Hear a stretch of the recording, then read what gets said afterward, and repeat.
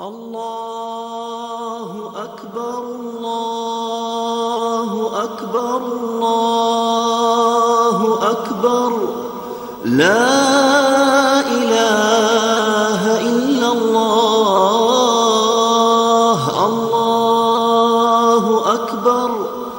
الله أكبر ولله الحمد. Ton pèlerinage. Le pèlerinage Hajj à la Mecque est le 5e des piliers de l'islam. C'est une pratique cultuelle qui comporte plusieurs formes d'adoration, avec le corps, avec le cœur et avec l'argent. Il est exigé de celui qui en a la capacité physique et financière au moins une fois dans sa vie. Allah exalté soit-il a dit: وَلِلَّهِ عَلَى النَّاسِ حِجُّ الْبَيْتِ مَنِ اسْتَطَاعَ إِلَيْهِ سَبِيلًا وَمَنْ كَفَرَ فَإِنَّ اللَّهَ غَنِيٌّ عَنِ الْعَالَمِينَ. Allah a comme droit sur les gens qu'ils se rendent en pèlerinage à la maison sacrée pour ceux d'entre eux qui en ont les moyens. Quant aux négateurs, qu'ils sachent qu'Allah se passe parfaitement des créatures des mondes. Verset 97 de la sourate La famille d'Imran.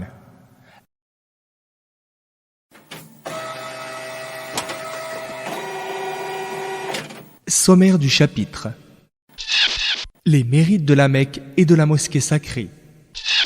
La signification du Hajj. Les différentes situations du musulman au regard de la capacité à faire le Hajj. Nécessité de la présence d'un mahram pour le pèlerinage de la femme. Les bienfaits du Hajj. Les buts du Hajj. La Umrah.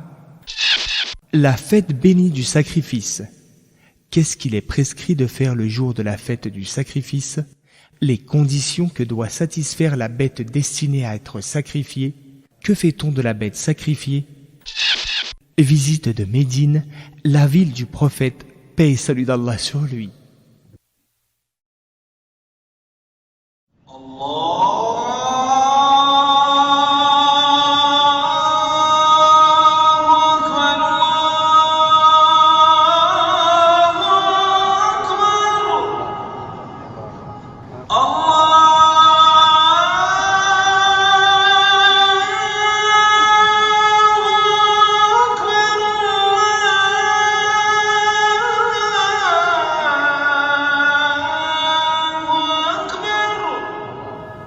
Le pèlerinage. Les mérites de la Mecque et de la mosquée sacrée. La mosquée sacrée se trouve à la Mecque, Mecca al-Mukarrama, à l'ouest de la péninsule arabique, et elle jouit en islam de nombreux mérites dont, premièrement, elle renferme la sainte Kaaba. La Kaaba est une construction de forme à peu près cubique. Elle se trouve au milieu de la mosquée sacrée de la Mecque. Elle est la Qibla, la direction vers laquelle se dirigent les musulmans quand ils font la prière ou autre pratique religieuse ordonnée par Allah. Elle a été bâtie par Ibrahim, Abraham, l'ami intime d'Allah, et son fils Ismaïl, que la miséricorde et la bénédiction divine soient sur eux. Il l'avait bâtie sur ordre d'Allah. Elle a été plusieurs fois reconstruite. Allah qu'il soit exalté a dit: وَإِذْ يَرْفَعُ إِبْرَاهِيمُ الْقَوَاعِدَ مِنَ الْبَيْتِ وَإِسْمَاعِيلُ رَبَّنَا تَقَبَّلْ مِنَّا إِنَّكَ أَنْتَ السَّمِيعُ الْعَلِيمُ. Et rappelle-toi, quand Ibrahim et Ismaïl construisaient les fondations de la maison de la Kaaba, ils disaient: Seigneur, accepte ceci de notre part. Certainement tu entends et connais parfaitement toutes choses. Verset 127 de la sourate La Vache. Le prophète Mohammed, paix et salut d'Allah sur lui, a participé, en même temps que les tribus arabes de la Mecque, à la pose de la pierre noire à son emplacement quand ils avaient renouvelé sa construction. Deuxièmement, elle est le premier lieu de culte édifié sur terre. Quand le compagnon Abu Dhar al-Ghifari demanda au prophète, paix et salut d'Allah sur lui, « Ô messager d'Allah, quel temple fut édifié en premier sur la terre ?» Il répondit, « La mosquée sacrée de la Mecque. » Il redemanda, et ensuite, il lui répondit, « Le temple de Jérusalem. » Abu Dhar questionna encore, « Combien de temps s'est écoulé entre les deux édifications ?» Le prophète, paix et salut d'Allah sur lui, répondit, « 40 ans, mais excepté ces deux mosquées, en quelque lieu où tu te trouves au moment où le temps de la salat arrive, fais-y alors la prière. » Hadith rapporté par Al-Bukhari et Muslim. Troisièmement, la récompense des prières qui y sont faites est multipliée. En effet, le prophète, paix et salut d'Allah sur lui, a dit « Une prière dans ma mosquée que voici, c'est-à-dire la mosquée de Médine, est meilleure que 1000 prières accomplies en n'importe quelle autre mosquée, à part la mosquée sacrée de la Mecque. Une prière dans la mosquée sacrée est meilleure que 100 000 prières faites en un autre lieu, autre que cette mosquée-ci. » Hadith rapporté par Ibn Majah et Ahmed. Quatrièmement, elle est un sanctuaire proclamé sacré par Allah et son messager. Allah qu'il soit exalté a dit إنما أمرت أن أعبد رب هذه البلدة الذي حرمها وله كل شيء وأمرت أن أكون من المسلمين. Il m'a été ordonné d'adorer le Seigneur de ce territoire de la Mecque, celui qui l'a rendu inviolable et sacré, lui à qui appartiennent toutes choses, et il m'a aussi été ordonné d'être musulman, soumis à Allah. La Mecque a donc été rendue sacrée par Allah, de sorte qu'il est interdit d'y faire couler le sang, de s'en prendre à quelqu'un dans son enceinte, d'y chasser ou de couper quoi que ce soit de sa végétation, ni arbre, ni herbe. Le prophète, paix et salut d'Allah sur lui, a dit « La Mecque a été rendue inviolable et sacrée par Allah lui-même, non par les gens. Il n'est donc pas permis à quelqu'un qui croit en Allah et au jour dernier d'y faire couler le sang ou de couper une branche d'un de ses arbres. » Hadith rapporté par Al-Bukhari et Muslim. Cinquièmement, elle est pour Allah et pour son messager Mohammed, paix et salut d'Allah sur lui, la meilleure contrée qui soit. Un compagnon a dit « J'ai vu le messager d'Allah, paix et salut d'Allah sur lui, alors qu'il était sur sa monture immobile à El-Hazwara, quartier de la Mecque. Il disait « Je jure par Allah que tu es la meilleure terre qu'Allah ait faite et celle qu'il aime le plus. Si je n'avais pas été expulsé de toi, je ne t'aurais pas quitté. » Hadith rapporté par At-Tirmidhi et An-Nasa'i. Sixièmement, c'est à sa maison sacrée, à l'exclusion de tout autre lieu, qu'Allah a prescrit de faire le pèlerinage pour celui qui en a les moyens. En effet, Ibrahim, sur lui la paix, a appelé les hommes à faire le pèlerinage. Ils vinrent à lui de toutes parts, les prophètes aussi vinrent y accomplir le pèlerinage, comme le messager d'Allah nous en a informé. Allah exalté soit-il, a dit, évoquant l'ordre qu'il fit à Ibrahim, وَأَذِّن فِي النَّاسِ بِالْحَجِّ يَأْتُوكَ رِجَالًا وَعَلَى كُلِّ ضَامِرٍ يَأْتِينَ مِنْ كُلِّ فَجٍّ عَمِيقٍ. Et fais un appel aux hommes pour qu'ils fassent le Hajj. Ils viendront alors à toi en marchant ou sur des montures endurantes qui arrivent depuis des contrées lointaines. Verset 27 de la sourate Le Pèlerinage.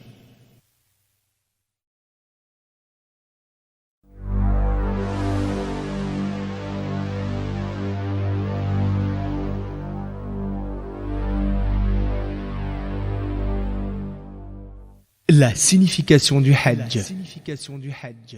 Le Hajj, c'est se rendre à la mosquée sacrée d'Allah pour accomplir les rites du pèlerinage qui consistent en pratiques et paroles héritées du prophète, paix et salut d'Allah sur lui, comme le fait de se mettre en état de sacralité, ihram, de faire les circumambulations 7 fois autour de la maison sacrée, trotter 7 fois la distance qui relie les 2 monts des Safa et del Marwa, de camper à Arafat, de lapider les stèles à Minen, Mina, etc. Il comporte de grands bienfaits pour les hommes, comme la proclamation de l'unicité d'Allah, le grand pardon dont bénéficient les pèlerins, le fait que les musulmans fassent connaissance les uns avec les autres, l'apprentissage des prescriptions de la religion, etc.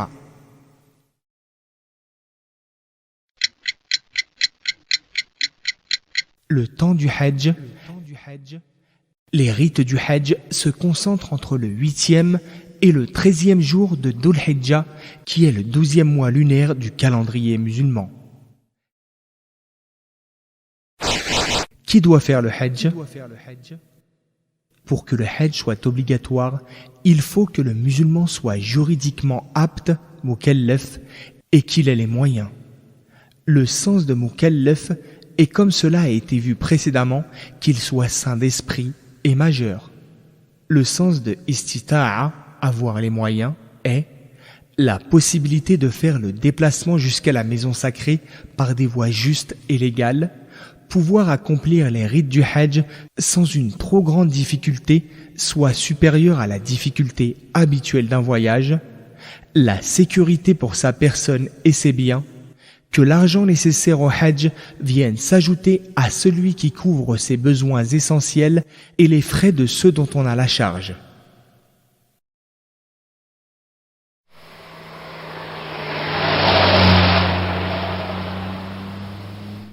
Les différentes situations du musulman au regard de la capacité à faire le Hajj.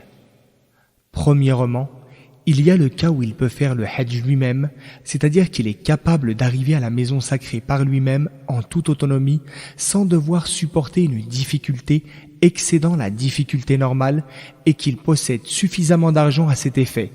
Il doit alors s'acquitter lui-même de l'obligation du Hajj. Deuxièmement, il y a celui qui le peut par personne interposée, non par lui-même. C'est le cas de celui qui ne peut faire le Hajj avec sa propre personne en raison de la maladie et de l'âge, mais il sait qui mandater pour qu'il fasse le pèlerinage en son nom, tandis qu'il a les moyens de financer le Hajj à son mandataire. Dans ce cas, il a l'obligation de donner ce qu'il faut d'argent pour que l'on fasse le Hajj pour lui. Troisièmement, il y a celui qui ne peut faire le Hajj ni par lui-même, ni par personne interposée. Une telle personne n'est pas tenue de faire le pèlerinage tant qu'elle n'a pas les moyens. C'est l'exemple de la personne qui n'a pas suffisamment de quoi payer son Hajj, en plus de l'argent qui couvre ses frais et ceux des gens de sa famille dont il a la charge. Il n'est pas tenu non plus d'emprunter pour avoir les moyens d'accomplir le Hajj, mais dès que les ressources le permettront, il fera obligatoirement le pèlerinage. Question. Possèdes-tu l'argent suffisant et la capacité physique pour accomplir le Hajj? Si oui, tu dois faire le Hajj toi-même. Tu ne possèdes pas la capacité physique pour faire le Hajj en raison de ta pathologie qui semble incurable ou à cause de ton âge avancé, mais possèdes-tu suffisamment d'argent? Si oui, tu dois fournir à quelqu'un l'argent nécessaire pour qu'il fasse le Hajj à ta place, en ton nom. Si tu ne possèdes pas l'argent suffisant pour t'acquitter du Hajj, en plus de l'argent qui couvre tes besoins et les besoins de ceux qui sont à ta charge, alors le Hajj n'est pas obligatoire en ce qui te concerne et tu n'es pas obligé de récolter l'argent, t'endetter pour le faire.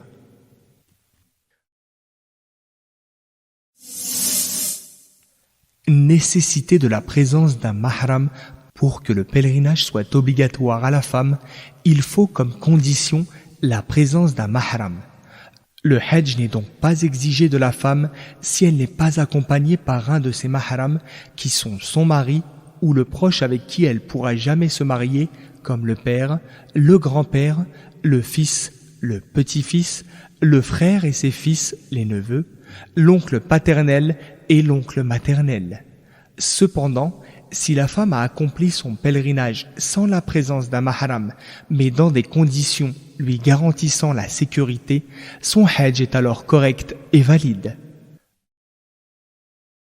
Allahu Akbar, Allahu Akbar, Allahu Akbar, La ilaha illallah,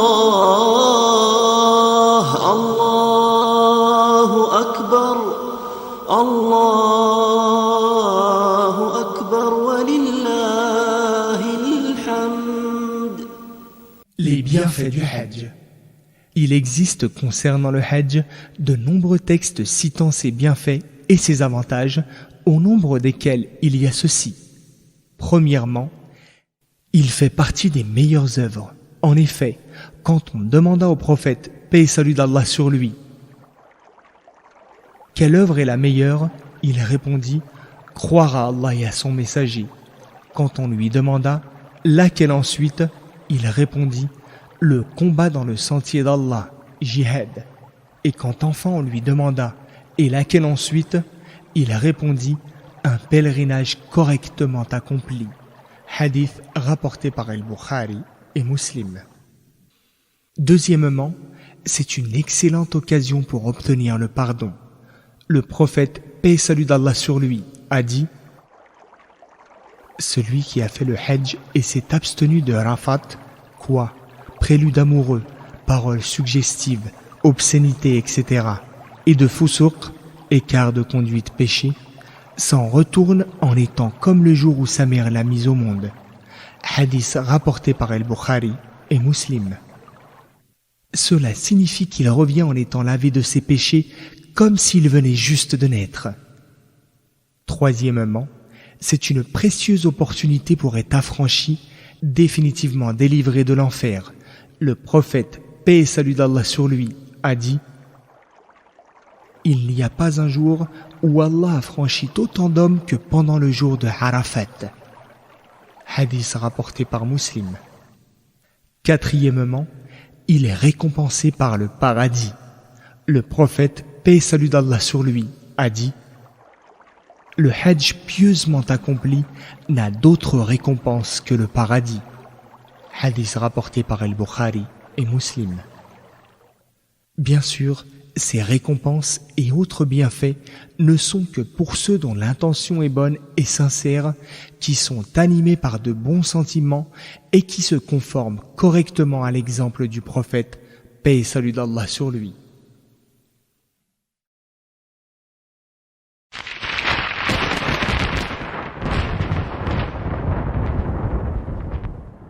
Les buts du hajj.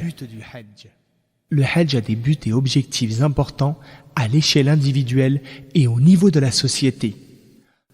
Voilà pourquoi Allah, qu'il soit exalté, a dit, après avoir parlé de la bête que le pèlerin doit immoler le jour du sacrifice en tant qu'offrande par laquelle on recherche la satisfaction et la proximité d'Allah, لن ينال الله لحومها ولا دماؤها ولكن يناله التقوى منكم. Ni leur chair, ni leur sang ne parviendront auprès d'Allah, mais ce qui parviendra jusqu'à lui, c'est la piété qui émane de vous. Verset 37 de la sourate Le Pèlerinage. Le prophète, paix et salut d'Allah sur lui, a dit « En réalité, la circumambulation autour de la maison sacrée, les allées et venues entre Safa et le Marwa et la lapidation des stèles n'ont été prescrites que pour évoquer et mentionner Allah en l'exaltant et proclamant sa louange. » Hadith rapporté par Abu Daoud. Entre autres buts et objectifs, il y a, premièrement, manifester son humilité et sa soumission à Allah. En effet, le pèlerin s'interdit le luxe et l'élégance, portant les habits rudimentaires sommaires de l'ihram, exposant ainsi à son Seigneur son dénuement. Il se détache des choses matérielles et des occupations de ce monde qui l'empêchent de se consacrer intensément à son maître. À travers cela, il aspire à son pardon et tend à obtenir sa miséricorde.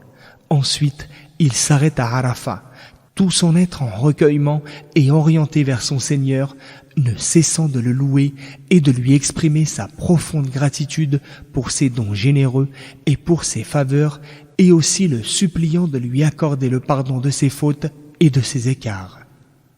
Deuxièmement, reconnaître les bienfaits.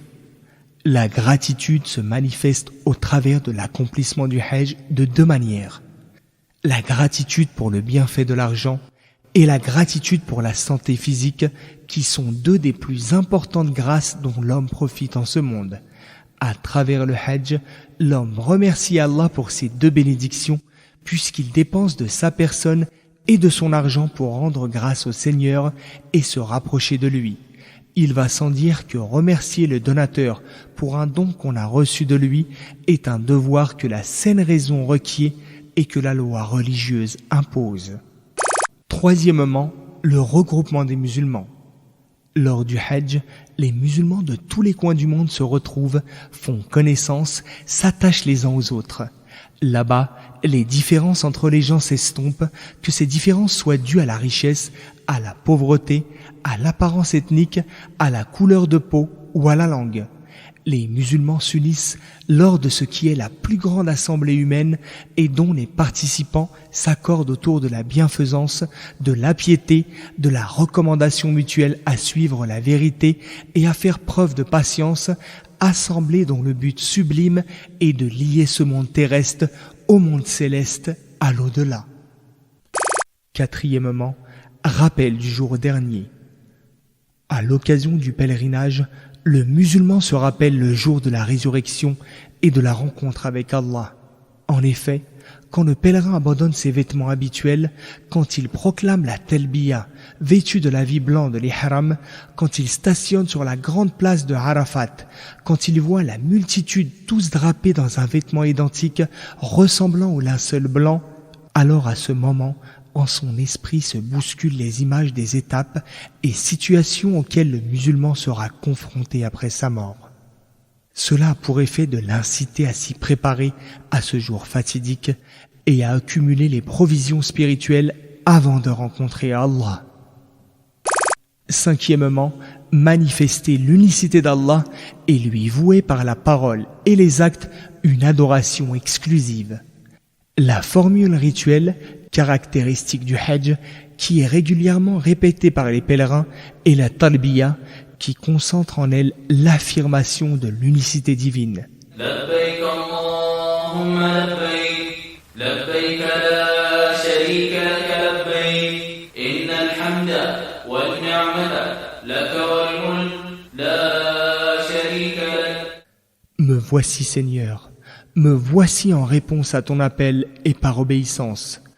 Me voici venu à toi, ô toi qui n'as pas d'associé.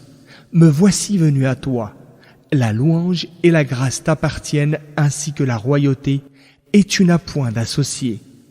C'est pour cette raison qu'un illustre compagnon a évoqué la talbiya du prophète, paix et salut d'Allah sur lui, en ces termes. Il a alors prononcé l'expression de l'unicité, rapportée par Muslim. En fait, l'affirmation de l'unicité divine apparaît clairement dans tous les rites, toutes les paroles et tous les actes du Hajj.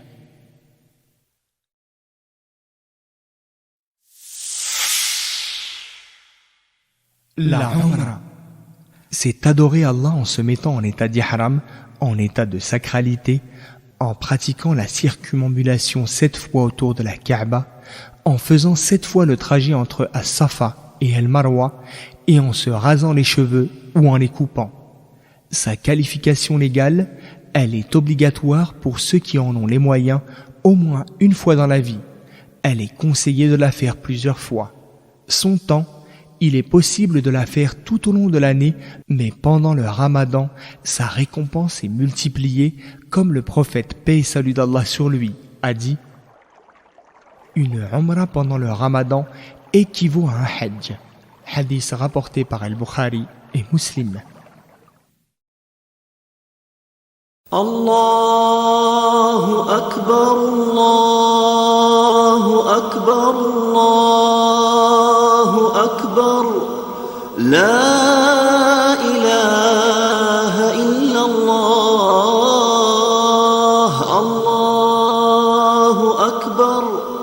الله أكبر ولله الحمد. La fête bénie du sacrifice. La fête bénie du sacrifice. C'est la deuxième fête des musulmans. Elle tombe le 10 de Dhul Hijjah, 12e mois du calendrier musulman. Elle cumule de nombreux avantages et notamment, premièrement, ce jour est parmi les meilleurs de l'année. En effet, les meilleurs jours de l'année sont les 10 premiers jours du mois de Dhul Hijjah, comme le prophète, paix et salut d'Allah sur lui, a dit: il n'y a pas de jour au cours desquels les bonnes œuvres sont les plus aimées d'Allah que ces 10 jours. On demanda: pas même le combat dans le sentier d'Allah, le jihad? Il répondit: ni le combat dans le sentier d'Allah, ni rien, sauf le cas d'un homme qui part combattre en mobilisant sa personne et ses biens, laissant là-bas et sa vie et ses biens. Hadith rapporté par Al-Bukhari et Tirmidhi. Deuxièmement, c'est lui le grand jour du Hajj. En effet, en ce jour se déroulent les plus importants et les plus solennels rites du Hajj, comme la circumambulation autour de la Kaaba, le sacrifice de l'offrande animale et la lapidation de la stèle d'Al-Aqaba.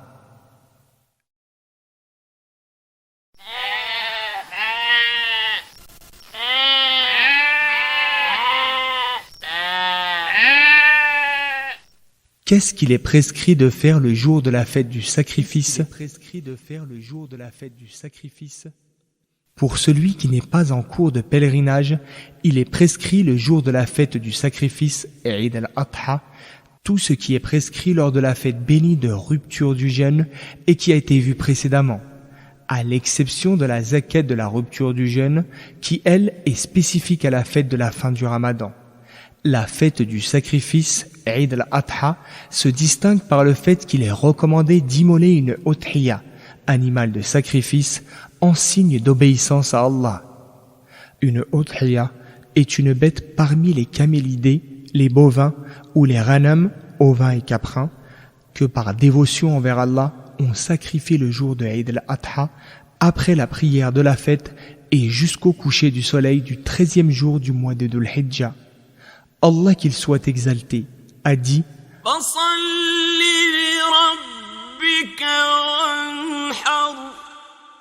accomplis donc la prière pour ton Seigneur et fais le sacrifice. Deuxième verset de la sourate L'Abondance. Ce verset a été expliqué en disant que ce qui est évoqué ici, c'est la prière de la fête et le sacrifice de la udhiyah. Sa qualification légale, c'est une sunna fortement recommandée pour celui qui en est capable. Le musulman fait le sacrifice pour lui et les gens de sa famille. Il lui est demandé s'il a l'intention de faire le sacrifice de ne rien couper de ses cheveux, ses ongles ou ses poils depuis le premier jour de Dhul Hijjah jusqu'au sacrifice effectif.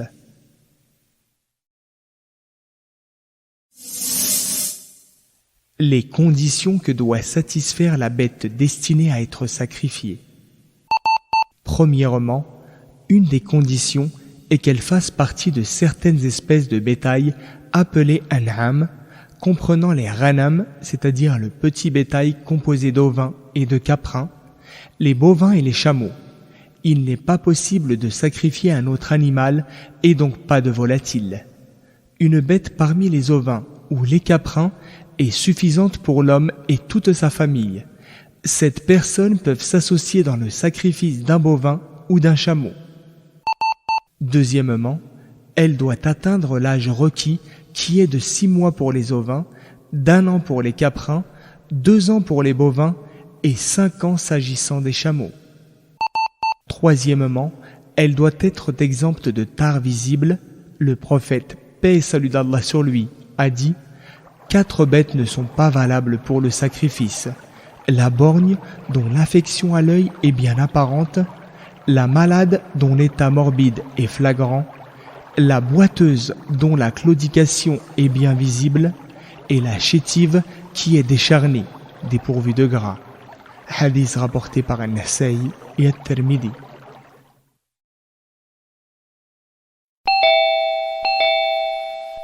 Que fait-on de la bête sacrifiée? Il est interdit de vendre une partie de la bête sacrifiée. Il est recommandé de la diviser en 3 tiers. On consomme un tiers, on offre au cadeau un tiers et on donne le tiers restant en aumône pour les pauvres. Il est possible de confier le sacrifice à quelqu'un. Il est permis aussi de verser le prix de la bête aux organisations caritatives agréées pour qu'elles se chargent du sacrifice et de distribuer la viande aux nécessiteux.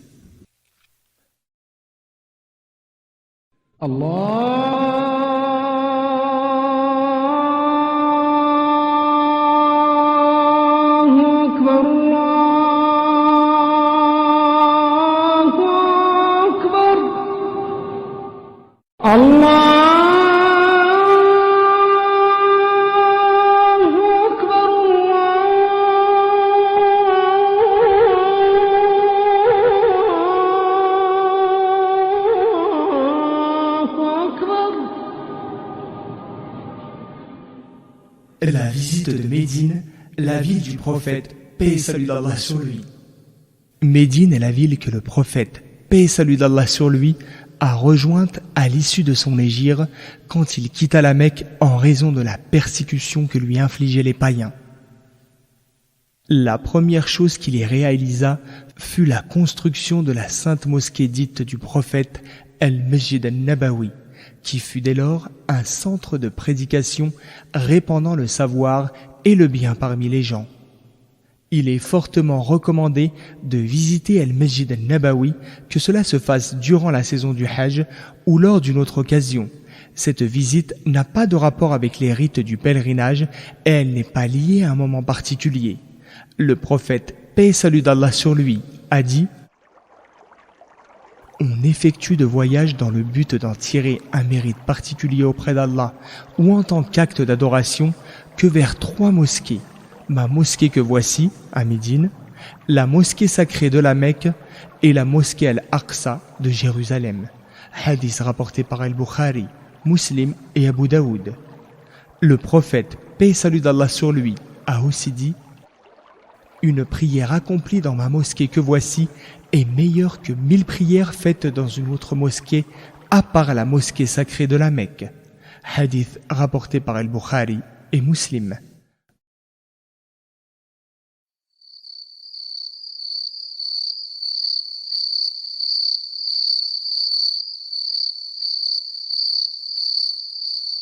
Qu'est-ce qu'il est légalement permis de visiter à Médine? Il convient que l'intention et l'objectif du musulman en visitant Médine soit la visite de la mosquée du messager d'Allah, paix et salut d'Allah sur lui, et l'accomplissement de la prière à l'intérieur. Une fois qu'il se trouve à Médine, il lui est alors légalement permis de visiter certains lieux, et notamment, premièrement, prier dans la Sainte Raouda, qui est un emplacement bien délimité, se situant au devant de la mosquée, compris entre ce qui fut la maison du prophète, paix et salut d'Allah sur lui, et son minbar, car prier là comporte un grand bienfait. Le prophète, paix et salut d'Allah sur lui, a dit: entre ma maison et mon minbar se trouve un jardin parmi les jardins du paradis, Raouda. Hadith rapporté par Al-Bukhari et Muslim. Deuxièmement, saluer le messager d'Allah, paix et salut d'Allah sur lui. On se dirige donc vers la tombe du prophète, paix et salut d'Allah sur lui, et on se tient debout devant elle. On lui fait face et on a la qibla derrière soi. On dit alors avec respect, sans élever la voix: Assalamu alayka ya Rasulallah wa rahmatullahi wa barakatuh. Ashhadu annaka qad ballaghta ar-risala wa addayta al-amana wa nasahta al-ummah wa jahadta fillahi haqqa jihadih. فجزاك الله عن أمتك أفضل ما جزى نبيا عن أمته.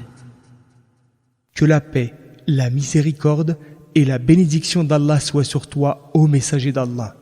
Je témoigne que tu as transmis le message, que tu as respecté le dépôt qui t'avait été confié, que tu as été de bons conseils pour la communauté et que tu as combattu pour Allah comme il se doit. Qu'Allah te récompense pour les efforts que tu as consacrés à ta communauté, plus encore qu'il n'a jamais récompensé aucun prophète pour sa communauté. Le messager d'Allah, paix et salut d'Allah sur lui, a dit: Chaque fois que quelqu'un me salue, Allah me rend mon âme pour que je lui rende la salutation. Hadith rapporté par Abu Daoud. Après cela, on se dirige vers la droite pour saluer Abu Bakr le véridique, qu'Allah l'agrée, le successeur du messager d'Allah et le meilleur des compagnons. On se décale encore à droite pour saluer Omar, qu'Allah l'agrée, qui est le deuxième calife après la mort du prophète, paix et salut d'Allah sur lui, et le meilleur de ses compagnons, Abu Bakr excepté. Le messager d'Allah, paix et salut d'Allah sur lui, qui est pourtant le meilleur être humain, ne peut apporter à personne ni bien ni mal, aussi est-il interdit de l'invoquer ou d'implorer son secours, car l'invocation et toutes les formes d'adoration doivent être vouées exclusivement à Allah sans rien lui associer. Troisièmement, visiter la mosquée de Quba. Celle-ci est absolument la première mosquée bâtie après l'avènement de l'islam, c'est-à-dire avant que le prophète, paix et salut d'Allah sur lui, ne construise sa mosquée à lui, appelée Al-Masjid al-Nabawi. Il est recommandé à celui qui se trouve déjà à Médine de se rendre à cette mosquée de Quba que le prophète, paix et salut d'Allah sur lui, avait l'habitude de visiter. Il a dit à ce propos: « Celui qui se purifie chez lui, puis se rend à la mosquée de Quba et y accomplit une prière, obtient la récompense de quelqu'un qui a fait une umrah. » Hadith rapporté par Ibn Majah.